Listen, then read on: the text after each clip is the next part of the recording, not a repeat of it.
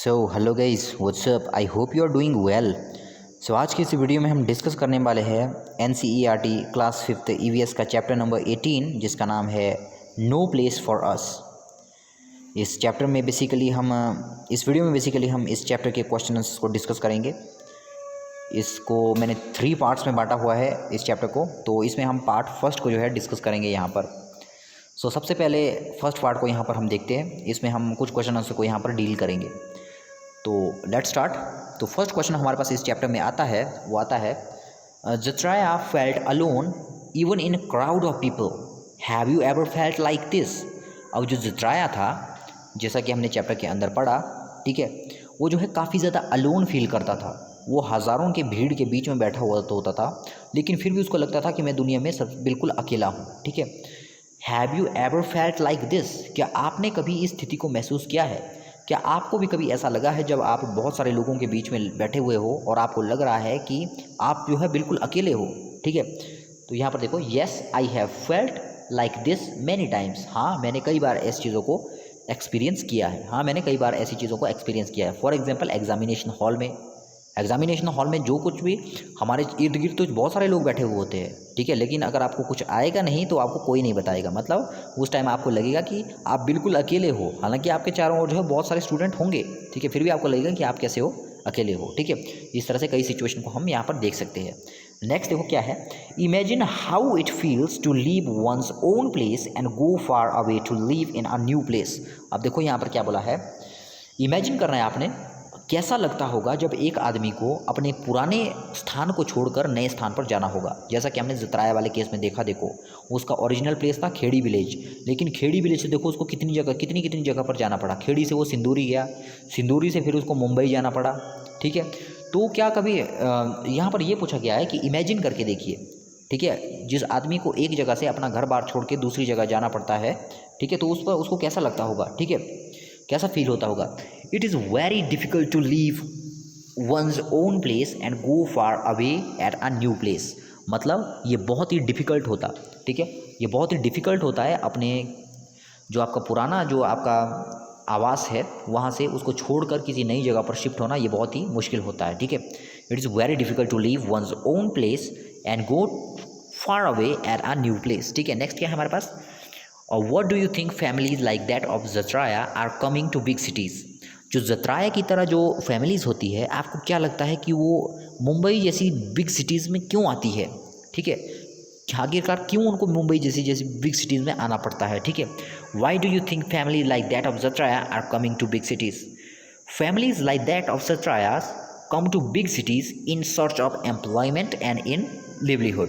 तो यहाँ पर देखो, जो जत्राया जैसी जो गरीब फैमिलीज़ है वो जो है मुंबई जैसे बड़े शहरों में इसलिए आती है ताकि उनको एम्प्लॉयमेंट मिल सके। एम्प्लॉयमेंट मीन्स उनको काम मिल सके वहाँ पर, क्योंकि हमने देखा कि जब वो खेड़ी विलेज से सिंदूरी विलेज में गए थे तो सिंदूरी विलेज में कुछ भी नहीं था वहाँ पर, ना तो उनको कोई काम करने के लिए था, ना तो उनके पास वहाँ कोई पैसा कमाने का कोई सोर्स था। इसलिए उनको क्या करना पड़ा, वो बिल्कुल अनएम्प्लॉयड हो गए थे वहाँ पर, इसलिए उनको क्या करना पड़ा, सिंदूरी विलेज से जो है मुंबई में वो गए थे। मुंबई में उसको क्या मिला था, फिर थोड़ा बहुत काम उनको वहाँ पर मिल जाता है। मतलब ये जत्राया जैसी जो बड़ी बड़ी फैमिली, छोटी छोटी फैमिलीज़ होती है, गरीब फैमिलीज़, ये जो है मुंबई जैसी बड़ी सिटीज़ में जो है एम्प्लॉयमेंट की तलाश में आती है ताकि इनको जो है रोज़गार मिल सके। रोज़गार से क्या मिलेंगे उनको, पैसे मिलेंगे। ठीक है, और पैसे से क्या मिलेगा, फूड मिलेगा इनको। ठीक है, नेक्स्ट हम चलते हैं। Have you seen any children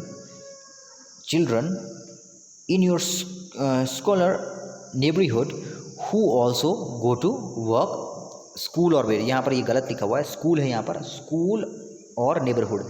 have you seen any children in your neighbourhood who also go to work. क्या आपने नेबरहुड में किसी, या अपने नेबरहुड में या स्कूल में, क्या आपने किसी ऐसे बच्चे को देखा है जिसको काम पर जाना पड़ता है? ठीक है, अब आपने देखा होगा बहुत सारे बच्चे ऐसे होते हैं, वो गरीब होते हैं। ठीक है, उनको जो है छोटे में ही, मतलब वो जब वो बच्चे होते हैं उन्हें तभी से जो है काम करना पड़ता है। ठीक है, तो क्या आपने कभी एक्सपीरियंस किए है ऐसी इस तरह की कोई चीज़, आपने किसी को देखा है? ठीक है, तो यहाँ पर देखो, yes I have seen few children in my neighbourhood who go to work.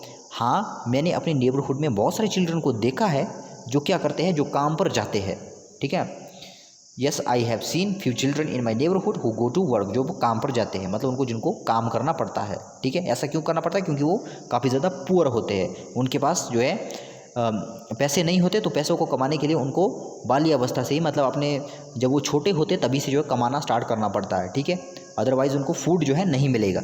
Next क्या है, what kind of work do they do, what do they have to work, ठीक है। अब यहाँ पर देखो किस तरह का वर्क उन्हें करना पड़ता है, why do they have to work, मतलब उन्हें क्यों करना पड़ता है उन बच्चों को, ठीक है। तो यहाँ पर देखो some children work in factories, कुछ बच्चे जो है फैक्ट्रीज़ के अंदर काम करते हैं, मतलब जो बड़ी बड़ी फैक्ट्रीज़ होते हैं उनके अंदर जो है ये बच्चे काम करते हैं, ठीक है। Many children work in hotels and dhabas, और कुछ बच्चे जो होते हैं वो जो है कुछ तो फैक्ट्री में काम करते हैं, जबकि कुछ जो है होटल और ढाबा में जो है काम करते हैं, मतलब बर्तन धोने का काम करेंगे या सर्व करने का काम करेंगे, कुछ भी कर सकते हैं, ठीक है। नेक्स्ट हम चलते हैं वाई, यहाँ देखो ये क्वेश्चन कंप्लीट नहीं हुआ है, इसमें देखो इसके आगे आपको और भी ऐड करना है, जो ये ढाबाज है ना इसके आगे आपको लिखना है, क्योंकि जो सेकंड देखो इसमें पूछा गया है हमें, यहाँ पर पूछा है why do they have to work, उन्हें जो है क्यों काम करना पड़ता है, ठीक है। तो यहाँ पर इसके आगे हम लिखेंगे, जहाँ ये ढाबाज था इसके आगे हम लिखेंगे they have to work, they have to work because they are very poor, उन्हें जो है काम करना पड़ता है क्योंकि वो कैसे है, वो जो है बिल्कुल पुअर है, उनके पास जो है मतलब बहुत गरीब है, उनके पास पैसे नहीं है, ठीक है। तो पैसों को कमाने के लिए उनको जो है काम करना ही पड़ता है, या तो फैक्ट्रीज़ में या ढाबा या किसी दूसरे होटल के अंदर, ठीक है। नेक्स्ट हम देखते हैं, नेक्स्ट क्या है, in Khedi village what all did children learn, जो खेड़ी विलेज था मतलब जो जतराया का जो सबसे पुराना गांव था जहां से ओरिजिनली जतराया आया था, तो वहां पर जो है बच्चे क्या क्या सीखते थे, ठीक है। तो यहाँ पर देखो क्या दिया है, in Khedi village while working with elders children learn many things. अब जो खेड़ी विलेज में बच्चे जब काम कर रहे होते थे अपने एल्डर्स के साथ, या उनके एल्डर्स जब काम कर रहे होते थे तो उनसे जो है कई तरह की चीज़ें सीखते थे, जैसे टू डांस, मतलब किस तरह से डांस किस तरह से किया जाता है वो सीखते थे। दूसरा मतलब किस तरह से एक साथ जो है डांस किया जाता है, मतलब ग्रुप में किस तरह से डांस किया जाता है, ठीक है। आपने देखा होगा गांव में आज भी चलता है ट्रेडिशनल जो हमारे डांस होते हैं, ठीक है। बच्चे जो है छोटी उम्र में ही सीख जाते हैं, मतलब बड़ों को देख के जिस तरह से बड़े कर रहे होते तो वो जो है ऑटोमेटिकली सीख जाते हैं, ठीक है। नेक्स्ट टू प्ले फ्लूट, मतलब बीन किस तरह से बजाई जाती है, फ्लूट एंड ढोल, मतलब बीन और ढोल किस तरह से बजाया जाता है वो भी सीख जाते थे वो छोटे में ही, ठीक है। Next to make pots of clay and bamboo, मतलब बैम्बो और क्ले से किस तरह से बर्तन बनाए जा सकते हैं। वहाँ से जो गांव वाले थे, वो जतराया का जो गांव था, उनके पास एक अलग सी आर्ट थी कि वो जो है बैम्बो से, मतलब गन जो हमारे पास बांस होता है, ठीक है, या क्ले होती, क्ले एक तरह की मिट्टी होती है, ठीक है। तो इससे जो है वो जो है बर्तन बनाते थे, ठीक है। तो ये कला भी जो है वो बच्चे पहले ही सीख जाते थे, ठीक है। टू रिकॉग्नाइज वर्ड्स, मतलब बर्ड्स को पहचानना भी वो बचपन में ही सीख जाते थे, मतलब कौन सा बर्ड है ये, मतलब सभी बर्ड्स के नाम, उन वर्ड्स की आवाज़ें उनको पता होती थी सबको, ठीक है। And imitate their sound etcetera, और किस तरह से उनको इमिटेट किया जाता है उसको भी वो सीखते थे, मतलब किस तरह से अलग अलग तरह की आवाज़ें निकालनी है वो भी वो सीख जाते थे जब वो बच्चे होते थे, ठीक है। बच्चों वो जो है अपने एल्डर्स को देख कर ही सब कुछ सीख जाते थे।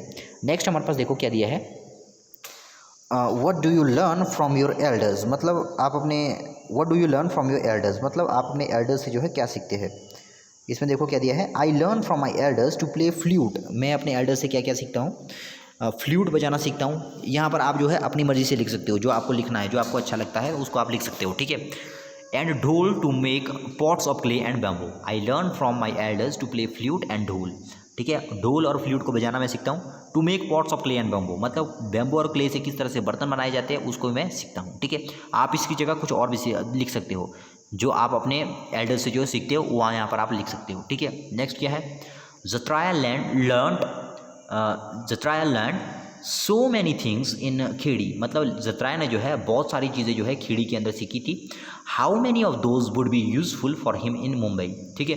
अब जतराया ने देखो अपने गांव में बहुत सारी चीज़ें जो है सीखी थी, जब वो मुंबई आया तो उनमें से कितनी चीज़ें ऐसी थी जो उसके काम आई, क्या कोई चीज़ें उसके काम आई, मतलब जो उसने बचपन में सीखा था अपने गांव में, क्या वो चीज़ें जो है मुंबई में उसके काम आती है, ठीक है। तो यहाँ पर देखो क्या दिया है, Jatraya learned many things in Khedi, out of these he can use some of them to earn money such as fish catching, selling goods in the market, playing ढोल etc, ठीक है। अब ज़्यादातर चीज़ें तो ऐसी थी ज़तराया की जो जिसने इनको उसका कोई हेल्प ही नहीं की, मतलब जिसको ने सीखा था लेकिन वो कोई काम ही नहीं आई वो, ठीक है। लेकिन बहुत सारी चीज़ें ऐसी भी थी जो उसने सीखी थी और जो उसके काम आई, जैसे फ़िशिंग किस तरह से की जाती है वो भी उसके काम आई, ठीक है।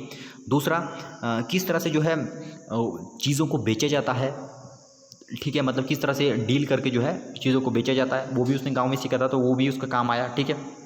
दूसरा किस तरह से ढोल बजाया जाता है ये भी उसके काम आए, कई बार वो छोटे मोटे शो कर लेता था रोड में, ठीक है, तो इस तरह से वो जो है ये वाली चीज़ें उसके काम आ जाती है, ठीक है। नेक्स्ट हम चलते हैं, do you hear the sound of birds every day, which ones, ठीक है, क्या आप जो है बर्ड्स का साउंड हर रोज़ सुनते हो, ठीक है, किस बर्ड का जो है साउंड सुनते हो, अगर सुनते भी हो तो, ठीक है। Yes I heard the sound of birds like sparrow, pigeon and crow every day है, मैं स्पैरो, पिजन और क्रो के साउंड जो है रोज़ सुनता हूँ। आई लाइक गुटर गुटर ऑफ पिजन्स एंड चींची ऑफ स्पैरोज, मतलब मुझे जो है जो पिजन्स होते हैं उनकी गुटर गुटर और जो स्पैरो होती है उसकी चींची जो है बहुत पसंद है, ठीक है। नेक्स्ट हम चलते हैं, what are some of the sounds that you hear every day but the people of Kheri may not be hearing, ठीक है। अब यहाँ पर देखो क्या बोल रहे हैं, what are some of the sounds that you hear every day, अब वो कौन कौन से साउंड है जो आप हर रोज़ सुनते हो, बट द पीपल और Kheri may not be hear, लेकिन आपको लगता है कि खेड़ी के जो लोग थे उन्होंने उस साउंड को नहीं सुना होगा, ठीक है। There was peace and silence in Khedi village, ठीक है, there was peace and silence in Khedi village, मतलब जो खेड़ी विलेज था वहाँ पर पीस और साइलेंस होता था। There were so many soothing sounds, वहाँ पर कई तरह के जो है मंत्रमुग्ध कर देने वाले साउंड्स होते थे, ठीक है। सूथिंग मीन्स शांति प्रदान करने वाले, ठीक है। The girl of the flowing river, the murmur of trees and chirping of birds, but here there is noise of vehicles and sound of loud speakers, ठीक है। But here there is no, यहाँ पर आपको no लगना है there के बाद, यहाँ पर आपको बट हेयर देयर इज, अच्छा यहाँ पर ये सीधा लिखा है, ठीक है, but here there is noise of vehicles and sound of loud speakers, नहीं यहाँ पर ये थोड़ा गड़बड़ है, यहाँ पर आप इसको ऐड कर लो, यहाँ पर बट के बाद आपको लिखना but here there is no, यहाँ पर लिखेंगे no noise of vehicles and sound of loud speakers, मतलब क्या है, वहाँ पर जो है खेड़ी विलेज में बहुत सारे साउंड सुनने को ज़रूर मिलते थे, जैसे नदियों की झरझराहट हो गई, पक्षियों का चहचहाना हो गया, ये तो उसके गांव में होते थे, लेकिन एक चीज़ जो वहाँ के लोग नहीं सुनते हैं थे, ठीक है, वो है जो व्हीकल्स होते हैं उनका साउंड, ये जो स्पीकर होते हैं ज़ोर ज़ोर से लगे हुए उनका साउंड, क्योंकि हमें पता है कि उनके गाँव में जो है इस तरह के इंस्ट्रूमेंट अभी तक नहीं पहुँचे थे, उनका गाँव काफ़ी उस तरह की फैसिलिटीज़ वहाँ तक नहीं पहुँच पाई थी, ठीक है, इसलिए वो जो है व्हीकल्स का साउंड नहीं सुन पाते, ठीक है, मतलब व्हीकल का साउंड जो है उन्होंने नहीं सुना था, क्योंकि वहाँ पर उतनी डेवलपमेंट नहीं हुई थी कि वहाँ पर रोड पहुँच सके। सो ये था इस वीडियो का पार्ट नंबर 1। तो इसके जितने भी क्वेश्चन आंसर है वो आप राइट कर सकते हैं, उनको आपने राइट करना है, ठीक है। जो नेक्स्ट वीडियो होगा पार्ट नंबर 2 उसको हम कल डिस्कस करेंगे। आई hope you enjoyed the video, मिलते हैं नेक्स्ट वीडियो में, तब तक के लिए गुड बाय।